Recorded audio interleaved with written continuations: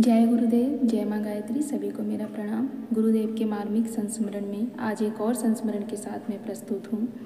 आइए जानते हैं किस प्रकार से गुरुदेव ने नमक मिला हुआ दूध पिया और उसके बाद भी उन्होंने यह बात बताने नहीं चाहा कि इस दूध में नमक मिला हुआ है। आइए जानते हैं इस मार्मिक संस्मरण को किस प्रकार से गुरुदेव ने नमक मिला हुआ दूध पिया और बहन जी को जरा सा भी ये चीज़ बात का भनक नहीं लगने दिया। लीलापत जी एक बार गुरुदेव के साथ दौरे पर थे और वो एक बहन जी के घर रुके थे। गुरुदेव को देखकर बहन जी काफ़ी खुश, काफ़ी प्रसन्न हुई, उनका स्वागत किया और फिर जब उनके लिए वह रात में दूध लेकर आई तो दोनों लोगों के लिए वो दूध लेकर आई और इतनी प्रसन्नता थी, इतनी खुशी थी कि गुरुदेव हमारे घर आए हैं, हमारे घर रुके हैं। तो उन्होंने जल्दी जल्दी में नमक की जगह चीनी डाल दिया और दूध लाकर वो दे दी और गुरुदेव ने बड़े प्रेम पूर्वक उस दूध को पी लिया। लेकिन लीलापत जी एक घूंट पीते ही वो उसे उगल दिए। तब बहन जी ने पूछा क्या हुआ, तो उन्होंने कहा कि इसमें नमक मिला हुआ है। यह सुनकर बहन जी काफ़ी दुखी हुई और उन्हें काफ़ी अफसोस होने लगा। तब गुरुदेव ने कहा नहीं नहीं, इसमें तो चीनी है, मुझे तो चीनी लगा है। तो इसके बाद बहन जी ने कहा कि गुरुदेव, दोनों दूध को मैंने एक साथ निकाला और एक मुट्ठी मैंने नमक लिया और उसमें से आधा आप में आधा आप में दिया, तो दोनों अलग कैसे हो सकता है? दोनों अलग तो हो ही नहीं सकता है। फिर वो बहन जी थोड़ा मायूस सी होकर चली गई।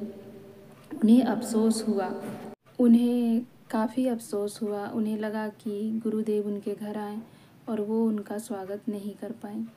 तो किसी के भी मन में दुख होता है, अगर हमारे घर ही कोई आ जाए और हम उसके साथ ऐसा करें या हमसे ऐसा हो जाए तो जाहिर सी बात है, वास्तविक है कि हमें दुख होगा, हमें ठेस पहुँचेगा। और वो तो स्वयं गुरुदेव थे जिनको उस समय लोग भगवान से कम नहीं समझते थे और वो भगवान थे भी। तो लोगों को मन में लगता था कि हमारे घर भगवान आए हैं और उनकी सेवा में हमसे चूक हो गई है। बहन जी के जाने के बाद गुरुदेव ने लीलापत जी से कहा कि तुमने क्यों बताया? तो कह रहे, उन्होंने कहा कि गुरुजी अब जो था वो मैंने बता दिया। उन्होंने कहा अगर तू नहीं बताता, चुपचाप पी लेता तो उसका मन दुखी नहीं होता। उन्होंने कहा बेटा, हमें सबकी भावनाओं का ध्यान रखना चाहिए, हमें अपने सुखों को बांटना चाहिए और लोगों के दुख को भी बांटना चाहिए। हमारे अंदर दोनों गुण होने चाहिए। मान ले कि मैं तेरे घर जाता और तू मुझे चाय बनाकर पिलाता और गलती से तू उसमें चीनी की जगह नमक डाल देता और मैं नहीं बताता, लेकिन तुझे अगर बाद में किसी प्रकार से पता चल जाता तो तुझे कितना दुख होता। तो वैसे ही दुख हुआ है उस बेटी को, इसीलिए हमें नहीं बताना चाहिए।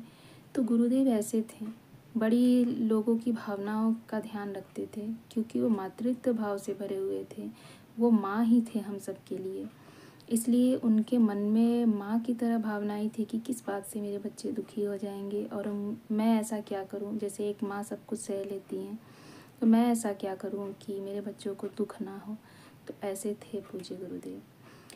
मैं फिर से एक नए संस्मरण के साथ प्रस्तुत होंगी और ऐसे बहुत सारे संस्मरण गुरुदेव के आप लोगों के सामने साझा करूंगी। ये सारी बातें लगभग सब लोग जानते ही हैं, लेकिन हम फिर से गुरुदेव को जानने की कोशिश करेंगे। इसलिए मैं आप लोगों के साथ हर रोज़ एक नया संस्मरण शेयर करूंगी। इसलिए वीडियो को लाइक कर लीजिएगा, चैनल को सब्सक्राइब कर लीजिएगा।